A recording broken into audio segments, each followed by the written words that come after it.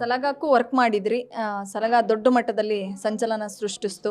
So Vijay sir ಮೊದಲನೇ ಬಾರಿಗೆ direction ಕೈ ಹಾಕಿದ್ರು ಕೂಡ ಅಲ್ಲೂ ಕೂಡ ಗೆದ್ರು ಅವರು, ಅದೃಷ್ಟ ಪರೀಕ್ಷೆಗಳಿದ್ದು. ಭೀಮಾದಲ್ಲೂ ಕೂಡ ನೀವು ಜೊತೆಗಿರಬೇಕು ಅನ್ನೋ ಕಾರಣಕ್ಕೆ ಮತ್ತೆ ಅವರದ್ದೇ ಕ್ಯಾಂಪಲ್ಲಿ ಮತ್ತೆ ಭೀಮಾಗೆ ಸಿನಿಮಾಗೆ ವರ್ಕ್ ಮಾಡಿದ್ದೀರಾ.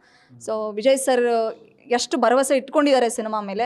ಸೊ ಎರಡನೇ ಸಿನಿಮಾ ಡೈರೆಕ್ಷನ್ ಮತ್ತು ಆ್ಯಕ್ಟಿಂಗ್ ಆಗಿರೋದ್ರಿಂದ ಅವ್ರಿಗೆ ಒಂದಿಷ್ಟು ಆತಂಕ ತಳಮಳ ಇದ್ದೇ ಇರುತ್ತೆ. ಏನು ಹೇಳ್ತಿದ್ದಾರೆ ವಿಜಯ್ ಸರ್?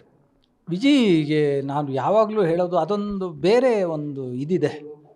ಅದನ್ನು ಮಾಸ್ ಭಾಷೆಯಲ್ಲಿ ಹೇಳ್ಬೇಕು ಅಂದರೆ 2 ಗುಂಡಿಗೆ ಅಂತಾರಲ್ಲ, ಅದಿದೆ. ಅಂದರೆ ನೀವು ಹೇಳ್ದಂಗೆ ನಟನಾಗಿ ಮೊದಲನೇ ಚಿತ್ರನೇ ದುನಿಯಾ ಥರದ್ದು ಒಂದು ದೊಡ್ಡ ಯಶಸ್ವಿ ಚಿತ್ರಕ್ಕೆ ನಾಯಕನಾಗಿ ನಿಲ್ಲೋದು.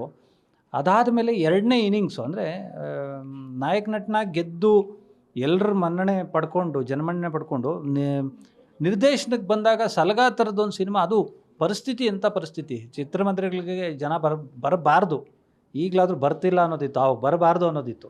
ಸೊ ಬರಬಾರ್ದು ಅನ್ನೋ ಪರಿಸ್ಥಿತಿಯಲ್ಲಿ ಆವಾಗ ತಾನೇ ಓಪನ್ ಆಯಿತು ಚಿತ್ರಮಂದಿರ. ಆವಾಗ ದೊಡ್ಡ ಮಟ್ಟದ ಯಶಸ್ಸು ಪಡೆದಂಥ ಚಿತ್ರ. ಸೊ ಇವಾಗ ಒಂದಷ್ಟು ಕ್ಷಾಮ ಪರಿಸ್ಥಿತಿ ಅಂತೂ ಇದೆ. ಬಟ್ ಎಲ್ಲದಕ್ಕೂ ಮೀರಿ ಸಿನಿಮಾ ಉದ್ಯಮ ಅನ್ನೋದು 100 ವರ್ಷದ್ದು. ಅದು ಇನ್ನೆಂಗೆಲ್ಲೋ ಆಗಲ್ಲ. ಅದು ಸ್ಪ್ಲಿಟ್ ಆಗಿರ್ಬೋದು, OTTಗೆ ಮತ್ತೊಂದಕ್ಕೆ ಅಂತ ಸ್ಪ್ಲಿಟ್ ಆಗಿರ್ಬೋದು. ಬಟ್ ಮನೋರಂಜನೆ ಇವಾಗ ಏನೇ ಆಗಿರಲಿ, ಕೋವಿಡ್ ಸಮಯದಲ್ಲಿ ಏನು ಮಾಡ್ತಾ ಇದೆಯಾ ಮಗ ಅಂದರೆ ಸಿನಿಮಾ ನೋಡ್ತಾ ಇದ್ದೀನಿ ಅಂದ್ಬಿಟ್ಟೆ ಒಂದಷ್ಟು ಜನ ಟೈಮ್ ಪಾಸ್ ಮಾಡಿದ್ರು. ಹಾಗೆ ಸಿನಿಮಾ ಯಾವತ್ತೂ ನಮಗೆ ಅದು ಮನೋರಂಜನೆ ಅಲ್ಲದೆ ತುಂಬ ಒಂದು ಅಂಶಗಳಿಗೆ ನಮ್ಮ ಎಷ್ಟೋ ಸ್ಟ್ರೆಸ್ನ ಸೈಡ್ಗೆ ಇಟ್ಬಿಟ್ಟು ಅದರ ಈಗ ಒಂದು 5 ನಿಮಿಷ ಫೋನ್ ಇಲ್ಲದೆ ಇರೋಕ್ಕಾಗಲ್ಲ, ಇನ್ನೊಂದೇನೋ ಟೈಮ್ ಪಾಸ್ ಮಾಡೋಕ್ಕಾಗಲ್ಲ. ಆದರೆ ಒಂದು ಸಿನಿಮಾ ಚೆನ್ನಾಗಿದ್ದರೆ 2 ಅವರ್ ಆ ಒಂದು ಜಾಗಕ್ಕೆ, ಆ ಒಂದು ಪರಿಸರಕ್ಕೆ ಕರ್ಕೊಂಡೋಗುತ್ತೆ. ಅದಕ್ಕೆ ಅದ್ರದ್ದೊಂದು ಶಕ್ತಿ ಇದೆ. ಸೊ ಇಂಥ ಪರಿಸ್ಥಿತಿಯಲ್ಲಿ ಭೀಮನ ಬಗ್ಗೆ ನಾವು ಏನಕ್ಕೆ ಯಾವಾಗಲೂ ಪಾಸಿಟಿವ್ ಆಗಿ ಹೇಳ್ತಾ ಇದ್ದೀವಿ ಅಂದರೆ, ಹೌದು, ಚರಣ್ ರಾಜ್ ಅವ್ರ ಸಂಗೀತ ತುಂಬಾ ದೊಡ್ಡ ಸದ್ದು ಮಾಡ್ತು. ಒಂದೊಂದು ಸಾಂಗೂ ಬೇರೆ ಬೇರೆ ಥರ ಇದೆ. ಬಟ್ ಎಲ್ಲ ಕೇಳುಗರಿಗೂ ಅಂದರೆ ಸಂಗೀತಾಸಕ್ತರನ್ನ ಈಗಾಗಲೇ ಸೆಳೆದಿದೆ.